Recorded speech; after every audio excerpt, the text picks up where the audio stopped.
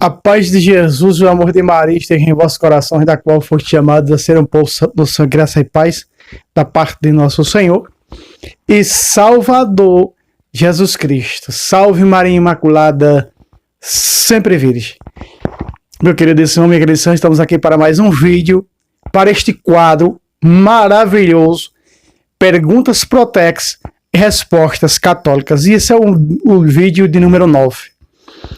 E como hoje você está vendo aqui atrás, a igreja de São João de Latrão, eu estou gravando o 9º vídeo exatamente nesse dia, que é dedicado, não é, à dedicação da igreja de São João de Latrão.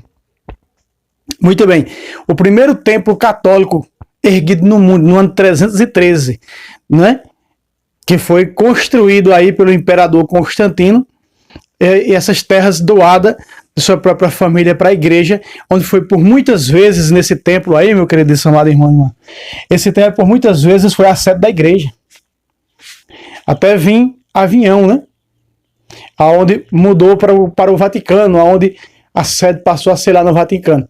Mas era aqui, ó, no início, os primeiros papas, né? Era aí os primeiros papas, nessa linda igreja, esse templo maravilhoso. Paulo diz, saber como se comportar no templo de Deus, né? A casa do Senhor. Igreja do Deus vivo, 1 Timóteo 3,15. Paulo está falando das paredes do templo de tijolo, de pedra mesmo. Saber como se comportar na casa de Deus, que é a igreja do Deus vivo ali, a casa de Deus. Então, muito bem. Então, aqui, em comemoração hoje, aqui atrás você está vendo aí a igreja de Latrão, né, que foi construída no ano 313 pelos católicos, pelos cristãos católicos. E é um momento de refletir, é um momento de estarmos em comunhão com o Papa, de orar pelo Papa, né? Falar menos do Papa, porque muitos católicos têm falado mal do Papa, e orar mais pelo Papa. Muito bem. Meu querido, vamos para as perguntas, né? Primeiramente, boa noite, sejam todos bem-vindos, não é? Deus abençoe vocês, aí está o chat, podem deixar suas mensagens, não é? Que depois vou estar vendo ao vivo. Deus abençoe, sejam todos bem-vindos, salve Maria Imaculada. A primeira pergunta, Protex, do 9º vídeo desse quadro é, meu querido irmão, pergunta Protex, resposta católica. O batismo não é em nome da Trindade, e sim em nome de Jesus. Olha só, essa pergunta me fizeram várias vezes, né? E eu deixei ela para o 9º vídeo. Veja, o batismo é em nome de Jesus e não em nome da Trindade. Sabemos que são as seitas, Protex, que não têm crença trinitária, que trazem essa crença, que dizem que os apóstolos batizavam apenas em um nome, não é? Se batizar em um nome, veja, dizendo que os apóstolos desregraram quando os apóstolos não seguiram o mandato de Cristo de Mateus 28, versículo 19. O que foi que Jesus disse em Mateus 28, versículo 19? Ide por todo o mundo e fazei discípulos de todas as nações, batizando-os em nome do Pai, do Filho e do Espírito Santo. Ali está o chamado batismo cristão. Ali está o chamado batismo em nome de Jesus na época apostólica. Temos relatos dos santos do século I, os filhos dos apóstolos, que o batismo era trinitário, sempre foi trinitário, e em água corrente. A água tem que estar, ou seja, em movimento, é por aspersão. Eu já trouxe um vídeo nesse canal falando a esse respeito. Vejam só, ali nós vemos que na época de Jesus existia, meus irmãos, vários batismos, não é? Vários batismos. Existia o batismo de João Batista, e João Batista já pregava outro batismo, que Jesus nos batizaria no Espírito Santo no fogo. Muito bem, está ali em Lucas 3, né? Acontece ali em Lucas 3, 21 com Jesus. É o que aconteceu com Jesus, é o que acontece conosco, né? Porque até mesmo Jesus não necessitaria de batismo, Deus não é pagão. Muito bem, Jesus é Deus.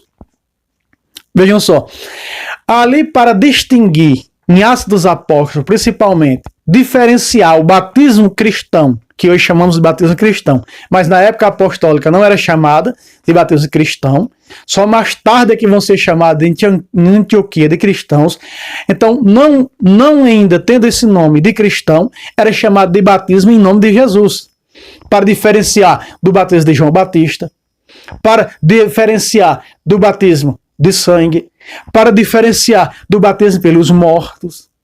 Se nós vemos a epístola aos Hebreus, ali fala na doutrina dos vários batismos. Ou seja, meus irmãos, na época de Jesus existia vários batismos, muitos tipos de batismos. Por isso era diferenciado o batismo dos seguidores de Jesus, como batismo em nome de Jesus. Não se aplicava apenas em nome de Jesus, eu te batizo em nome de Jesus, não. Era para diferenciar o batismo cristão. Ele era na fórmula trinitária, como em Mateus 28, 19 está descrito. Só pode ser discípulo de Jesus se for batizado na fórmula trinitária. E os apóstolos não desobedeceram a Jesus, como fala essas heresias. Muito bem. E nós vemos aí que até mesmo o batismo de João Batista não valia de nada, né? Os vários protestantes seguem o batismo de João Batista. Por isso nós vemos no 19 de Atos dos Apóstolos, São Paulo batizar 12 homens que eram batizados por João. Batizou do batismo cristão. Que batismo? Batismo de João. Precisa receber o batismo cristão, que é o batismo em nome de Jesus, para diferenciar um batismo do outro. Muito bem, eu acho que ficou bem explicado, não necessita nem abrir a Sagrada Escritura, porque já citei de cor essa primeira pergunta. Logo, meus amadíssimos irmãos e irmãs, né, que estão me vendo nessa noite, né, vem a segunda pergunta, que também refere-se ao batismo. Diz assim: o batismo não salva ninguém, é ilusão, é um rito que fazemos porque Jesus mandou. Olha aí, principalmente, né, os que seguem a seita da presbiteriana, né? Eu já fiz na minha época de protestante um curso com um pastor presbiteriano que dizia que o batismo não serve de nada. Ele dizia: o batismo não serve de nada, fazemos porque Jesus mandou, simplesmente, mas não salva, não serve de nada. No entanto, isso é uma blasfêmia, é uma heresia contra aquilo que o contexto tradicionalista e bíblico afirma. Jesus já diz para Nicodemos em João 3, a partir do versículo 4, que se nós não renascermos da água e do Espírito, que é renascer da água, o batismo, não poderemos entrar no reino de Deus. Logo, nós vemos aqui, meus irmãos, que sem o batismo, ninguém vai entrar no reino de Deus. Veja que a pergunta é: o batismo não salva ninguém? Olha só, o batismo salva sim. Temos que viver o batismo, não é? Esse batismo salva a ponto de dizer, em Romanos, capítulo 6, verso 4, fomos sepultados com ele na morte. E como ele ressuscitou pelo batismo, e como ele ressuscitou, também nós ressuscitamos pelo batismo para viver uma vida nova. Quando nós vemos Colossenses, meus irmãos, do capítulo 1, dizer que pelo batismo nós ressuscitamos. Pelo batismo nós somos agora novas criaturas. E no capítulo 3 de Colossenses 3:1 diz: ressuscitaste com Cristo, buscaste as coisas que são lá. Está dizendo para quem? Para os batizados. Para os que receberam o sacramento do batismo. Logo nós vemos que Gálatas 3:27 diz: todos vós que fostes batizados, vos revestistes de Cristo.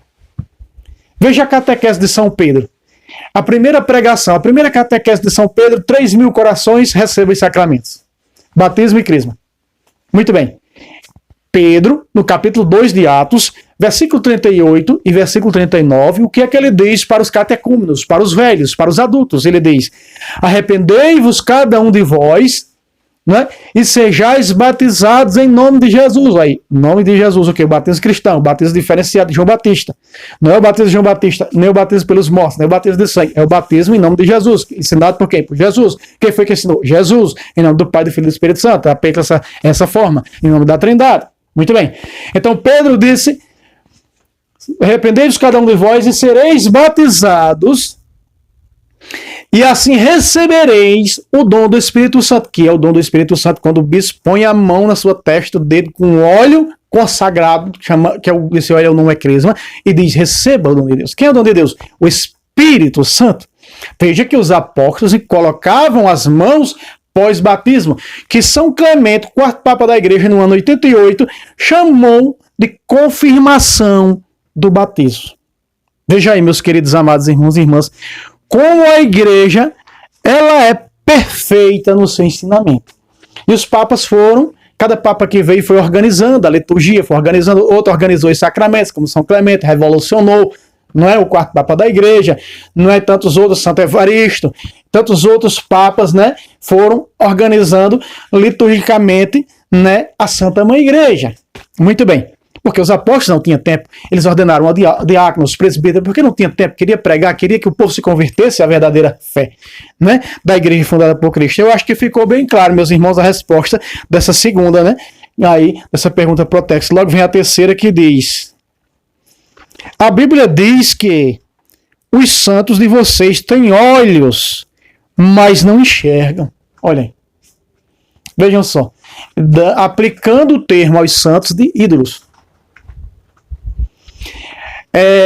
Eu quero pegar um gancho até mesmo sobre isso. Eu acho que essa pessoa quis citar o Salmo 115. A Bíblia Protex só abre no Salmo 115 e só abre no Êxodo 20, verso 4. Não é?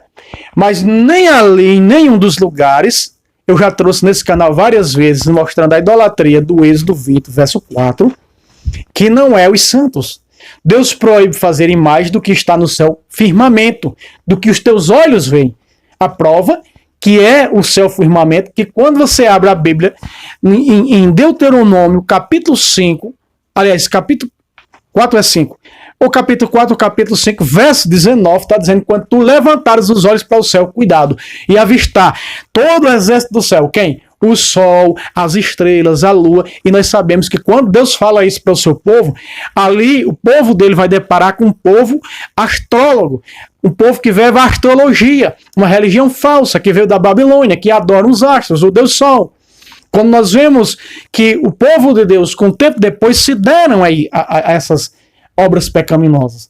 Nós vemos ali em Ezequiel 8, mais ou menos, capítulo 7, capítulo 8, verso 24, cerca de 20 homens, não é, que estavam no templo do Senhor, eles saíram do templo de Deus, olha a profanação, saíram do templo do Senhor, eram sacerdotes judeus que estavam a serviço do templo, se voltavam para o sol, quando o sol vinha nascendo, e adoravam o sol. Veja, a Bíblia é clara que eles adoravam o exército do céu. Então esse exército do céu que Deus proíbe fazer imagem para adorar é o sol, as estrelas, a luz, os planetas. Os apóstolos evangelizaram o mundo pagão que adorava Júpiter, que adorava outros astros que deles alegavam que eram deuses.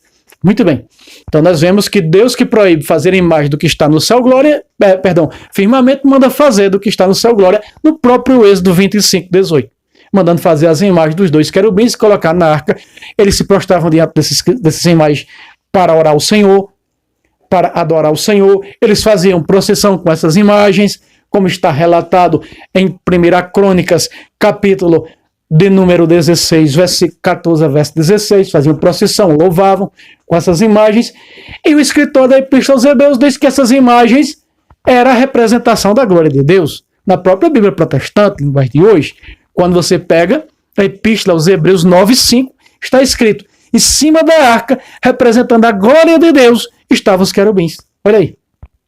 O escritor da Epístola aos Hebreus não está chamando as imagens dos querubins de imagens, mas está exaltando, venerando o culto às imagens, quando eles se referem a dizer, representando a glória de Deus, estavam os querubins sobre a arca da aliança. Presta atenção, isso é doutrina católica. Muito bem, acho que ficou, né, respondido também essa 3, só dizendo que no Salmo 115 não está se referindo a imagens católicas, não. Não existiam as imagens sacras na época que o escritor do Salmo 115 escrevia aquilo ali. Estava se referindo exatamente ao mundo babilônico, né? A um mundo pagão, a um povo paganizado que adorava a Moloque, que matava e sacrificava seus filhos, derramava o sangue dos seus filhos ao deus Moloque, derramava as divindades egípcias e sobretudo, as divindades mesopotâmicas daquela época, que era, né, uma satanidade muito grande. Então não se refere a onde é que está dizendo ali a Virgem Maria, onde é que está dizendo ali São Sebastião, onde é que está dizendo... Não, está se referindo a ídolos, não a santos. Você não encontra na Bíblia o termo santolatria, mas os hereges traduzem, não é, quando refere-se a alguma idolatria de imagens, de ídolos, trocando ali o termo ídolo por imagens e deuses por imagens, para dizer que a imagens dos católicos satanicamente, né, é maldoso. Isso é muito maldoso. Logo vem, meus irmãos, a quarta pergunta: por que a Bíblia de vocês não tem a folha branca?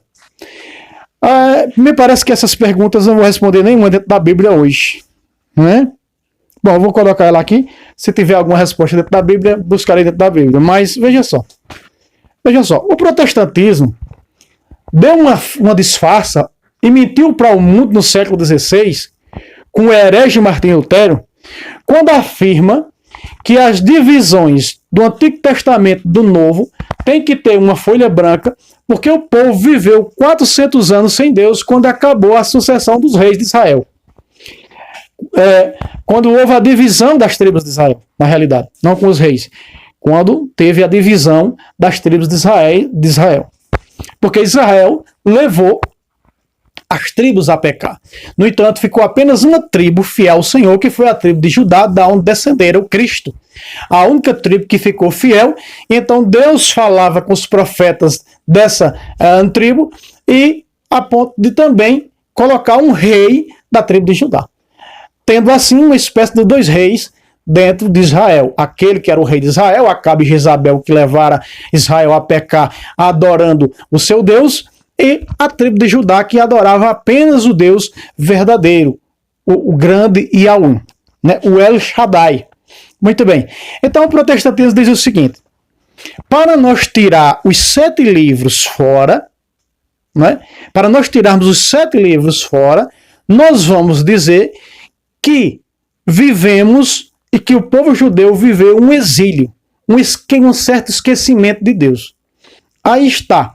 Né? Desde que terminou o livro de Malaquias para até a vinda de Cristo, 400 anos sem Deus. Aí é por isso que eles dizem que esses livros são apócrifos, não é? Tobias, os 2 de Macabeus, porque foi escrito exatamente na época desse chamado tempo sem Deus. Mas na realidade isso é uma mentira, é uma farsa, né? Tá balançando aqui porque a minha amada esposa tá batendo ali. É por isso que vocês estão vendo aí o celular balançando para lá e para cá. Veja só. Então, não existe para católico, para o cristianismo, esses 400 anos sem Deus. Não existe isso. Isso é mentira, isso é falso. Isso não tem respaldo bíblico nenhum. Que foi do tempo de Zacarias, que foi do sacerdote não sei do que ficaram 400. É mentira. Jesus citou os livros de Macabeus, Jesus citou Eclesiástico, Jesus citou Sabedoria, Paulo citou, os apóstolos citaram, o escritor da Epístola aos Hebreus citou. Então mostra que esses livros não eram apócrifos e não tinha o povo sem Deus. Deus deu a vitória ao povo macabeu contra Antíoco. Como é que o povo estava sem Deus? Deus enviara São Miguel, como você pega no livro de Macabeus, enviara São Miguel, São Gabriel, São Rafael para lutar pelo povo macabeu. Na luta dos macabeus. Então, meus irmãos, não existe esse negócio de folha branca na Bíblia para dizer que é 400 anos sem Deus. Isso é mentira. Isso é uma farsa para encobertar o que eles fizeram no ano 1852, rapar fora os 7 livros. Claro, os senhores protestantes não rezam pelos mortos, os senhores protestantes não fazem sacrifício pelos mortos, até mesmo que lá sacrifício não existe. Então rapemos fora esse livro. Ali tem a intercessão de Jeremias, meus irmãos, que já tinha morrido, intercedendo pelo povo macabeu, pelo povo judeu, não é? É uma visão do sumo sacerdote Onias. Ele vê Jeremias, que já tinha morrido, receber de Deus uma espada e entregar a Judas. E quando ele entrega essa espada, ele diz: com essa espada vencerás. Veja o que Deus faz. Ali está a intercessão dos santos. Por isso rapemos fora esse livro. Não é? Por isso que nós vemos, meus irmãos, essa barbaridade que está aí. Pessoas sem conhecimento, sem saber onde fica a mão esquerda nem qual é a direita, indo após pastorzinhos adulteradores de Sagrada Escritura. Não é? Pervertedores de corações inocentes. Mas terão sua paga como Coré teve. Parece que Coré não serviu de exemplo para esses ímpios de hoje. Para esses apóstatas de hoje. Olha o que deu a apostasia de Coré. Desceu vivo para o inferno de corpo e alma. Onde é que está mesmo Martinho Lutero? Pois é. Logo vem a 5ª e última pergunta. Deixa eu ver aqui. Eu coloquei até uma caneta para o vento não passar a folha. Onde está escrito que Jesus fundou a Igreja Católica? Em vários lugares na Bíblia. Não, em um lugar. Vamos dizer assim. Só tem um lugar na Bíblia que Jesus... E nós temos uma prova, esse documento que foi guardado pela Igreja, que prova né, a fundação autenticamente. Esse documento é um documento autêntico que prova, ele foi escrito em aramaico, logo traduzido para o grego, se perdeu o original e ficou em grego, que é o Evangelho segundo São Mateus, capítulo 16, a partir do versículo 13 a 19. Mas nós vamos logo para o versículo 18. Jesus disse para Pedro: Tu és Quefas, e sobre esta Quefas construirei a minha igreja, fundarei a minha igreja, edificarei a minha igreja, e as portas do inferno podem até investir contra ela, mas não podem destruí-la. Faz 2000 anos que o inferno, as heresias tentam destruir, mentindo contra ela, inventando calúnia. Fizeram isso com a cabeça. Se fizeram isso com a cabeça, meus irmãos, dirá o que não farão com o corpo. Jesus não disse isso às mulheres que choravam no caminho do Calvário? Chorai por vossos filhos, mulheres. Se estão fazendo isso ao lenho verde, imagina o que farão com o seco. Entende? Quando Jesus funda a igreja, Jesus quer, não que nem os judeus, que a fé judaica era só para dentro das 4 linhas de Israel. Mas a fé cristã, ele quer que ela se espalhe mundialmente, universalmente. Então, espalhar universalmente, mundialmente, significa católica. Católica, repito, não é, como disse em outras vezes, não é um nome próprio. Católica, grego, uma palavra grega que traduzido para português quer dizer universal. Logo você pega na Epístola aos Hebreus, capítulo 12, versículo 23, está escrito ali, a Universal Assembleia. Então, quando fala na Universal Assembleia, está falando o quê? Na Igreja Católica, porque católica designa universal. Na própria Bíblia Protestante atualizada, tem esse termo, Assembleia Universal. Então, logo pode reparar, meus queridos amados irmãos e irmãs, que a Sagrada Escritura fala na catolicidade. Quando São Paulo diz que a fé da Igreja Romana, em Romanos 1,8, será proclamada mundialmente, ele está falando da catolicidade. Quando Jesus diz no capítulo 16 de Marcos, versículo 16, e por todo mundo e pregai o evangelho, todo mundo, olha só, mundo. Está falando da universalidade, da catolicidade da igreja. Entende? Santo Inácio, no século I, escreveu aos Esmeriniotas, não é, no ano 107, naquela famosa carta aos Esmeriniotas, onde está a igreja católica, ali aparece o termo católico. Onde está a igreja católica, está Jesus Cristo. Onde está Jesus Cristo, está a Eucaristia, a sua carne e seu sangue.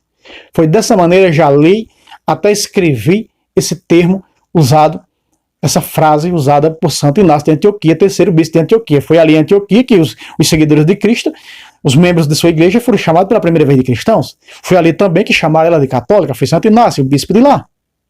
Ordenado por São João Evangelista, jogado na arena em Roma para os leões comer. E Santo Inácio sabia tanto que ia morrer pelas feras que dizia que não sobre um pedaço sequer do meu corpo. Todos eles seja consumido pelos leões, porque eu dou a minha vida pelo corpo de Cristo, dou a minha vida por Jesus Cristo e por sua igreja. Grande Santo Inácio de Antioquia. Santo Inácio de Antioquia diz, falando sobre os gnósticos, diz: eles não acreditam na carne e no sangue de Cristo, por isso são hereges. E hoje nós vemos o gnosticismo, hoje o protestantismo dizer: nós não cremos na carne e no sangue de Cristo, nós cremos em símbolo, nós cremos em representação, mas em carne e sangue não. São os gnósticos de hoje. Muito bem, meus irmãos, eu acho que eu dei a resposta certa. Essas respostas desse vídeo número 9, não usamos a Bíblia, não é? Porque alguns que usava eu disse de cor, não é?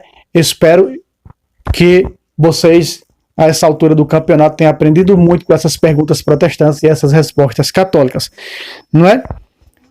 Vamos trazer aí cerca de 10 vídeos, logo depois desse vai vir o vídeo de número 10. Deus abençoe vocês, tenham todos uma boa noite, abençoada com as graças de Cristo e da Imaculada Conceição. Salve Roma, salve Maria Imaculada, sempre virgem. Deus abençoe a todos.